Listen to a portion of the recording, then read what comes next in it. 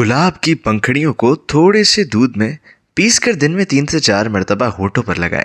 होठों की स्याही दूर हो जाएगी, होंठ गुलाबी और नरम हो जाएंगे। एक टमाटर का जूस, एक खाने का चम्मच लीमू का जूस और पुदीने के 10 से 15 पत्तियां मिलाकर पीस लें और ये मिक्सचर रोजाना 1 कप पिएं।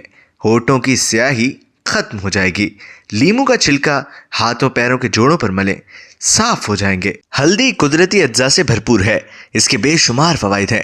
खानों में इसका कसरत से इस्तेमाल कई बीमारियों से महफूज रखता है, जैसे भूलने की बीमारी या दिमागी अमराज, ज़ियाबतीस, इक़साम की एलर्जीज, जोड़ों के दर्द, पट्ठों के अमराज के साथ साथ कमज़ोरी के लिए भी फ़ायदेमंद होती है। हल्दी को स्किन या खूबसूरती के लिए भी निहायत फ़ायदेमंद समझा जाता है और सदियों से ख़वातीन हल्दी और उपटन के मिलाप से पेस्ट तैयार करके चेहरे की ताजगी और शगुफ्तगी के लिए इस्तेमाल करती चली आ रही है। निहायत कम कीमत पर दस्तयाब ये ब्यूटी प्रोडक्ट स्किन के लिए बेशुमार फ़वाइद मुहैया करती है।